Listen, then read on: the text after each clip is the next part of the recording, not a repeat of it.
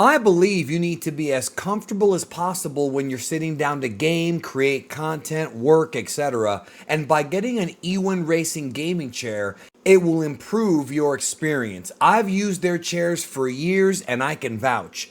Right now, they have a massive collection of chairs in different sizes and colors. Don't wait. Head on over to ewinracing.com and save an extra 25% using the code GEEKDOM, my name, on any purchase on ewinracing.com. Remember, the code is GEEKDOM. Check it out.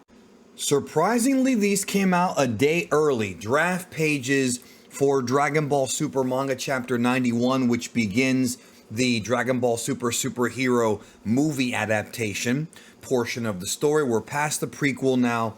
We're going into the movie adaptation. So the manga will be out in a week.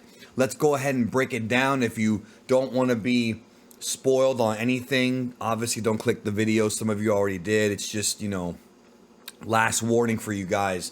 There's not much here really when it comes to major spoilers, especially since the movie has been out for a while, but I still wanted to play it safe for some of you guys. So let's go ahead and get to it then. So if you remember, the last chapter ended with Dr. Hedo getting locked up, and now some time has passed and we go right to Piccolo. Also, I do want to give credit to DBS Chronicles for the translation. These manga pages, these drafts have already been translated.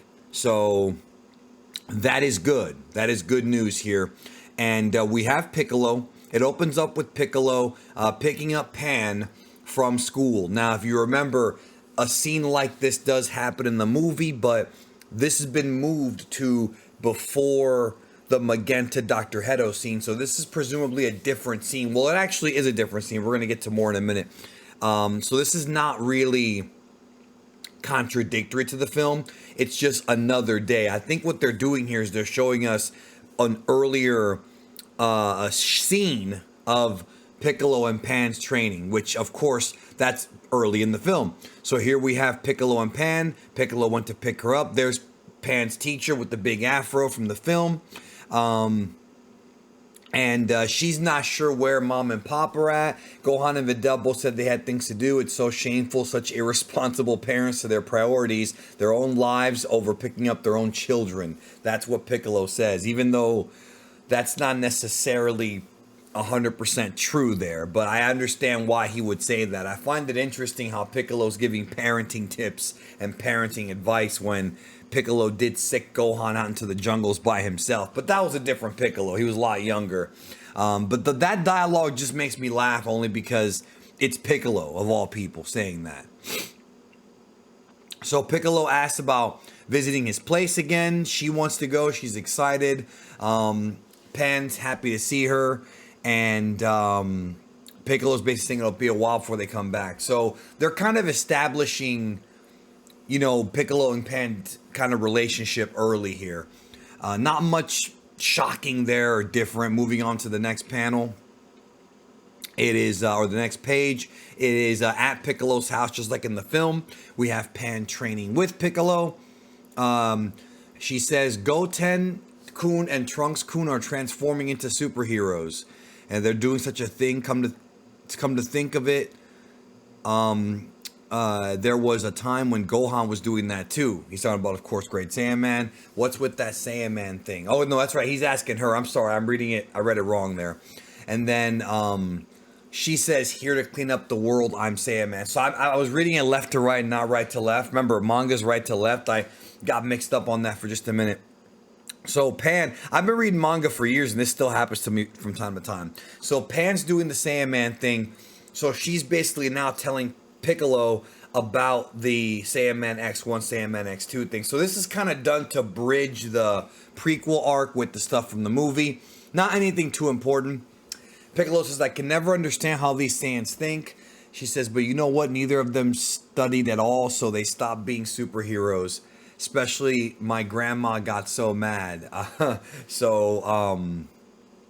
That's Chi-Chi, who they're talking about. He says, "Chi-Chi, huh? So she's still the same educator mother." Yeah, I mean, that we didn't see on screen. We didn't see Chi-Chi get mad at Goten and Trunks for, I guess, being heroes. But how would they have even known? I thought that was kept a secret from her.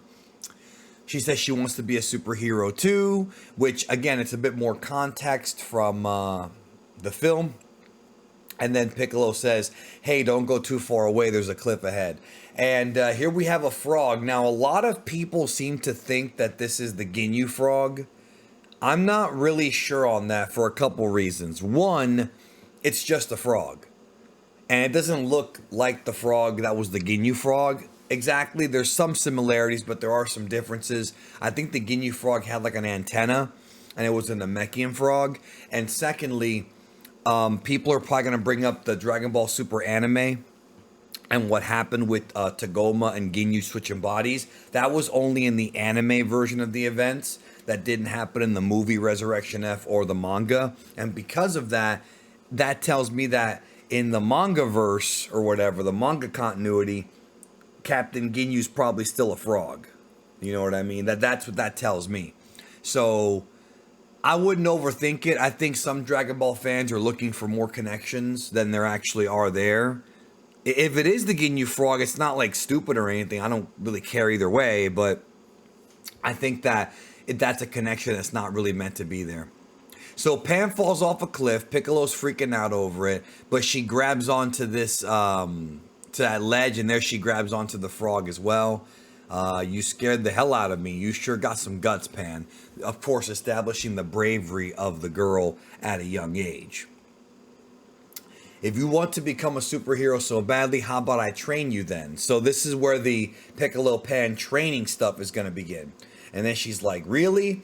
And he says, it was around the same time I taught your father how to fight, so it's time for you to learn as well. She's like, all right. Well, Gohan was 4 and she's 3, but yeah, it's a year difference. I'll turn you into an outstanding member of the Demon Clan. First of all, the fact that he said that made me laugh because Piccolo hasn't represented the Mazoku Demon Clan since, the Garlic Jr. saga, and that was also anime only. So it's just funny, and of course he was faking it. It's just funny that gets brought up, but it's also him being sarcastic and smirking there by saying that. So this establishes the Piccolo Pan training stuff early. She's pulling on his antenna now, it looks like, and he's like, don't play with those. She's like, cut it out already. So of course Piccolo the babysitter that began with Resurrection F, the movie, is now continuing on into this arc. So now we go to the Red Ribbon base. No, we don't. We're not there yet. Police Department, West City. Again, this is an extra scene that was not in the film. We were wondering how many of these scenes they were going to throw in there. Me and Mr. Senpai speculated that we're going to see Broly in this chapter, and I think we will later on in this chapter. I'm actually really believing it now. So we're in the West City Police Department here. The Red Ribbon Army is an evil army that once plotted world domination. There's briefing right here. However, 30 years ago with Commander Raybon, is that meant to be, is that their last name now? Raybon? That's new, because that wasn't, unless this is a mistranslation, that's new. So Raybon is Red's last name? That's a new revelation that's never been revealed before. It was believed to be completely destroyed, but we recently got an intel that his son Magenta Raybon is planning to revive the army. So the cops already know what the plan is. And then somebody there, isn't Magenta the president of Red Pharmaceuticals? They replied back, Red Pharmaceuticals is nothing but a public front as they rebuild their army in secret. So the cops are already aware of what's going on. I guess Toyotaro's adding this little cop subplot to give Krillin something to do. The army is aiming to recruit the new prisoner, Dr. Hedo, to speed up their revival. He wrote Revio, but I think he meant to write revival. Why recruit him? And then Officer Krillin will fill you in. Yes, ma'am. So Krillin is going to, I guess, give more context for this.